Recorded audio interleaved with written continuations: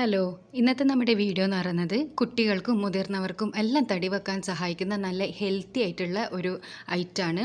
അപ്പോൾ ഇത് കുട്ടികളായാലും മുതിർന്നവരായാലും നല്ല ടേസ്റ്റി ആയിട്ട് തന്നെ കഴിക്കാൻ പറ്റുന്ന ഒരു സാധനമാണ്. പെട്ടെന്ന് തന്നെ തയ്യാറാക്കി എടുക്കാൻ വേണ്ടിയിട്ടും പറ്റും, നല്ല ഹെൽത്തിയുമാണ്. അപ്പോൾ ഇതെങ്ങനെയാണ് തയ്യാറാക്കുക എന്നുള്ളത് നമുക്ക് വീഡിയോ കാണാം.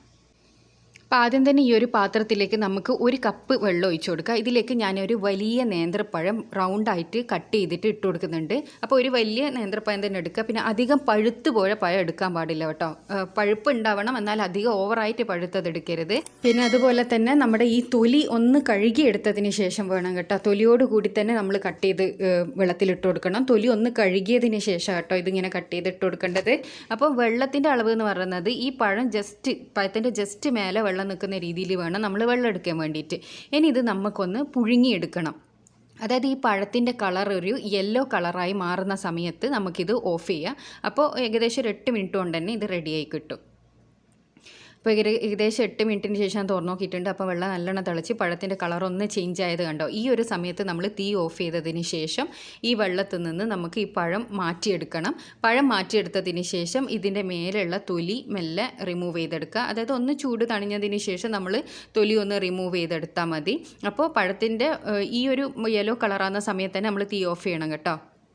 അപ്പോൾ ഞാനിതൊരു പാത്രത്തിലേക്ക് നമ്മൾ തൊലിയെല്ലാം കളഞ്ഞെടുത്തിട്ടുണ്ട്. ഇനി ഇതിലേക്ക് ഞാൻ 1/2 ടീസ്പൂണോളം ഗീ ആഡ് ചെയ്ത് കൊടുക്കുന്നുണ്ട്. അതായത് ഗീ നമ്മുടെ പഴത്തിൻ്റെ എല്ലാത്തിൻ്റെ മേലെത്തുന്ന രീതിയിൽ നമ്മൾ ഗീ ആഡ് ചെയ്ത് കൊടുക്കുക കേട്ടോ. ഓവറായിട്ട് നമ്മൾ ഗീ ആഡ് ചെയ്ത് കൊടുക്കരുത്. കാരണം എന്താണെന്ന് വെച്ചാൽ ഓവറായിട്ട് ഗീ ഇട്ടാൽ ചെറിയ കുട്ടികൾക്ക് കൊടുക്കുന്ന സമയത്ത് അവർക്ക് വയറ്റുന്ന പോക്ക് ഉണ്ടാവും. അപ്പോൾ മാക്സിമം 1 ടീസ്പൂണോളം ഗീ മാത്രം യൂസ് ചെയ്യുക. ഇതിലേക്ക് ഞാൻ 4 ടേബിൾ സ്പൂണോളം ചിരകിയ തേങ്ങ ആഡ് ചെയ്ത് കൊടുക്കുന്നുണ്ട്. തേങ്ങ എന്ന് പറയുന്നത് നമുക്ക് നല്ല ഫാറ്റ് തരാൻ വേണ്ടിയിട്ട് സഹായിക്കും നല്ലൊരു സാധനമാണ് തേങ്ങ.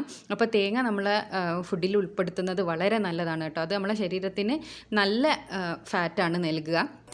അപ്പോൾ അതിലേക്ക് ഞാനൊരു 4 ടേബിൾ സ്പൂണോളം തേങ്ങ ഇട്ട് കൊടുത്തിട്ടുണ്ട്. ഒരു വലിയ പഴത്തിന് 4 ടേബിൾ സ്പൂണോളം തേങ്ങ എന്നുള്ള കണക്കിൽ ഇട്ട് കൊടുക്കുക കേട്ടോ.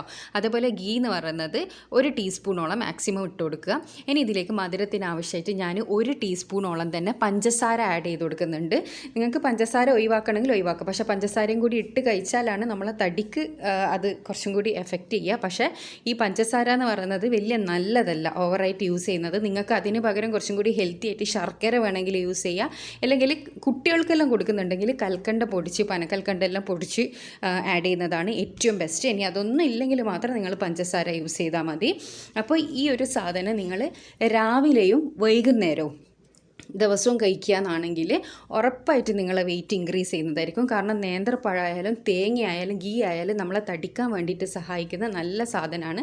അപ്പോൾ തേങ്ങേൻ്റെ എല്ലാം ഫാറ്റ് എന്ന് പറയുന്നത് നല്ല ഫാറ്റാണ് അതിലടങ്ങിയിരിക്കുന്നത്. നമുക്ക് ഈ 6 മാസമുള്ള കുട്ടികൾക്ക് മുതൽ ഈ പുഴുങ്ങിയിട്ടുള്ള പഴം മാത്രമായിട്ട് കൊടുക്കുക. അതായത് തേങ്ങയോ ഗീയോ ഒന്ന് ആഡ് ചെയ്താണ്ട് പുഴുങ്ങിയ പഴം കൊടുത്താലും കുട്ടികൾക്ക് നല്ലതാണ്. 1 വയസ്സിൻ്റെ മേലുള്ളവർക്ക് ഇതേപോലെ കൊടുക്കാവുന്നതാണ്. അപ്പോൾ എല്ലാവരും ഇതൊന്ന് ട്രൈ ചെയ്ത് നോക്കുക. നല്ല ഹെൽത്തി ആയിട്ടുള്ളൊരു റെസിപ്പിയാണിത്. അപ്പോൾ ഇത് ട്രൈ ചെയ്തതിന് ശേഷം നിങ്ങൾ അഭിപ്രായം അറിയിക്കാൻ മറക്കരുത്. പിന്നെ എന്നും പറയുന്നത് പോലെ തന്നെ ഇതുപോലുള്ള വീഡിയോസ് നിങ്ങൾക്ക് ഇഷ്ടമാണെന്നുണ്ടെങ്കിൽ ചാനൽ സബ്സ്ക്രൈബ് ചെയ്യാതെ കാണുന്നതെങ്കിൽ ദയവേതൊന്ന് സബ്സ്ക്രൈബ് ചെയ്തതിന് ശേഷം അടുത്തുള്ള ബെൽ ബട്ടൺ കൂടിയും ക്ലിക്ക് ചെയ്യുക. അപ്പോൾ ഞാൻ ഫ്യൂച്ചറിലിടുന്ന വീഡിയോസൊക്കെ നിങ്ങൾക്ക് നോട്ടിഫിക്കേഷൻസ് ആയിട്ട് ലഭിക്കുന്നതായിരിക്കും.